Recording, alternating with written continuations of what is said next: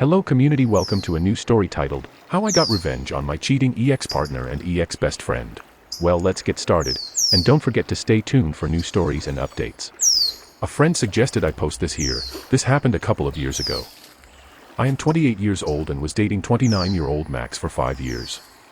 We were completely together, we lived together, shared finances, had 2 dogs, etc. My 28-year-old best friend Amy lived 10 minutes away, so we were always together. We were pretty much the 3 musketeers. One day I'm scrolling on Instagram and I see my boyfriend in the background of a picture posted to our local bar's page. He was supposed to be at work and I'd never been given a reason not to trust him, so I figured it was an older picture as we go there a couple times a month.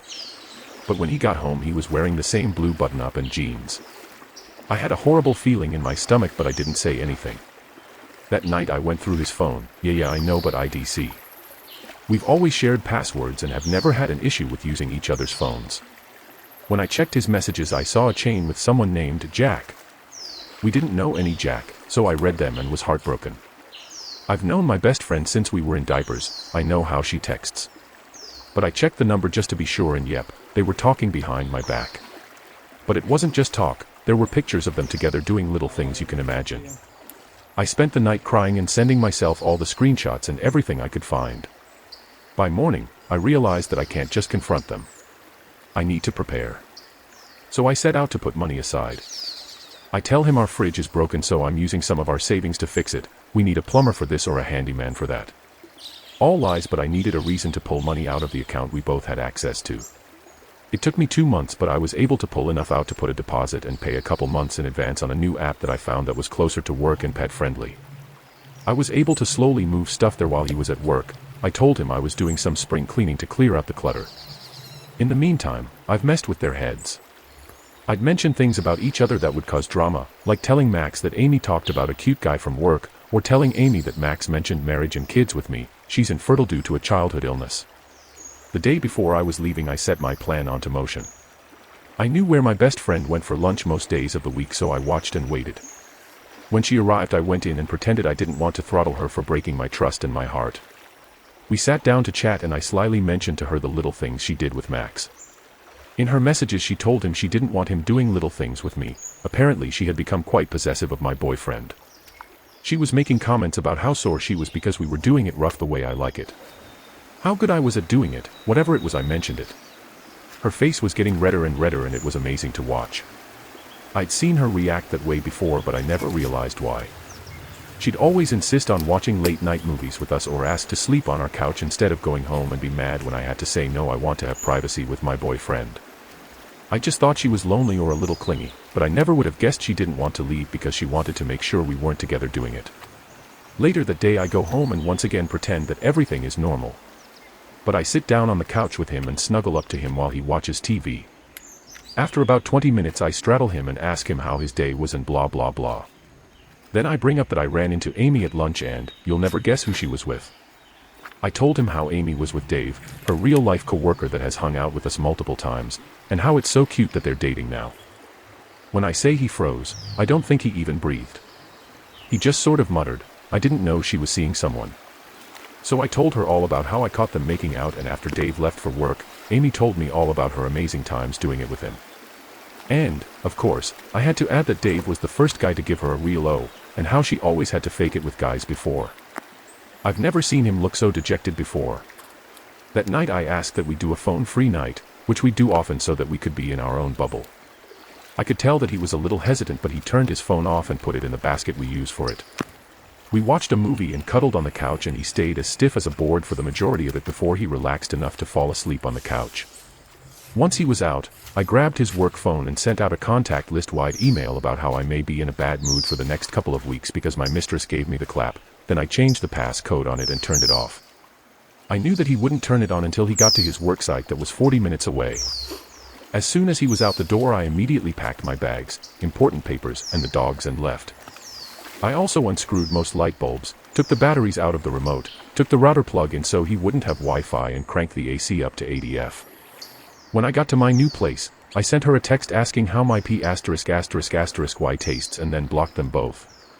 Then I posted screenshots to my Facebook and let everyone know what horrible people they were. Update. Part 2. The next day his mom called me to talk things over with me. She is an amazing woman who raised him on her own whilst creating a very profitable company. He was initially set to get the company when she unfortunately passes away, but she changed her will so that he only gets the minimum dollar amount and her brother will get the company. I know that hurt him in a way I couldn't imagine because he always talked about running it and taking over for her to make her proud. I just know he cried when she told him that. My former neighbor Martha, 70 is an absolute ridiculous. If there is drama to be had, she will find it or create it. I'd told her I was moving out and why about a week before I left so she'd keep me in the loop in the aftermath. Amy moved in shortly after I left, and through the thin walls of our duplex, Martha heard everything unfold.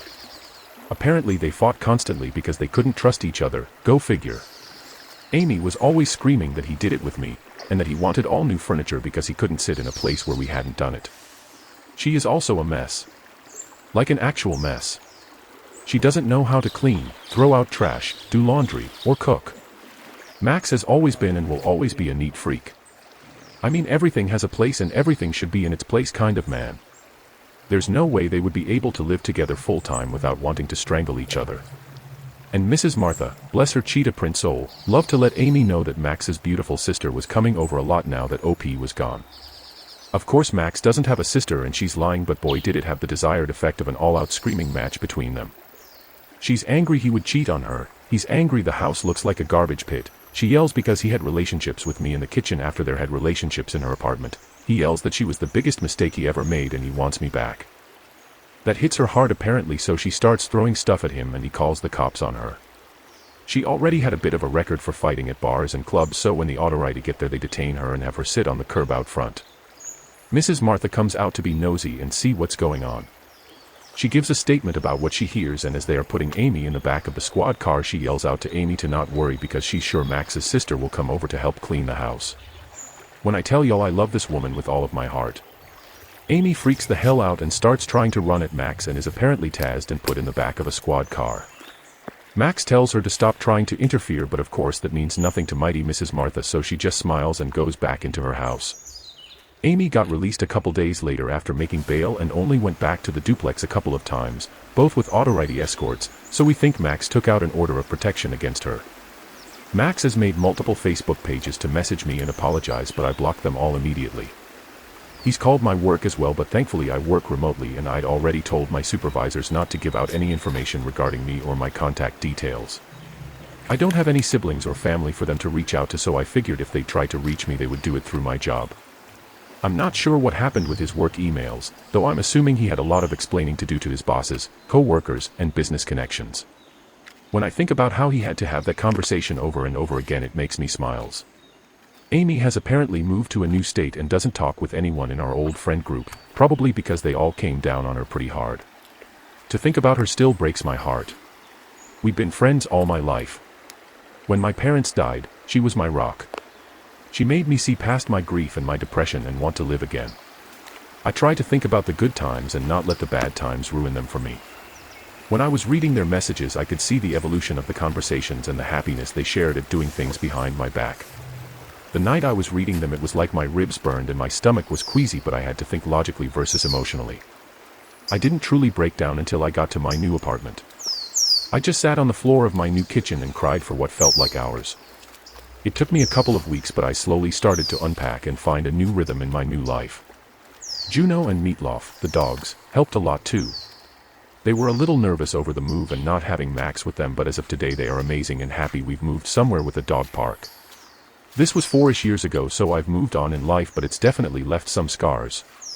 I started therapy 6 months after I moved out and that's helped a lot, but I still haven't been able to put myself into a trusting relationship. I've yet to have another long-term partner as it just gives me too much anxiety and trust issues. Wow, OP, you didn't hold back, good for you. Please let us know what happens next. Oh. This is amazing case of watch it crumble revenge, and it was served in several courses and fancy plates.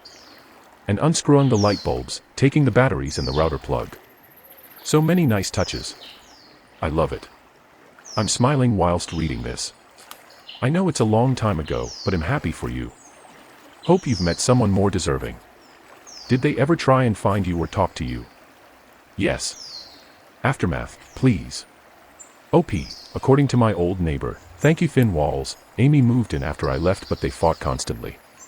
Sometimes about the fact that we were still having relationships when we were together, sometimes it was because she's an absolute slob, and sometimes my neighbor would mention Max's sister coming for a long visit while Amy was away.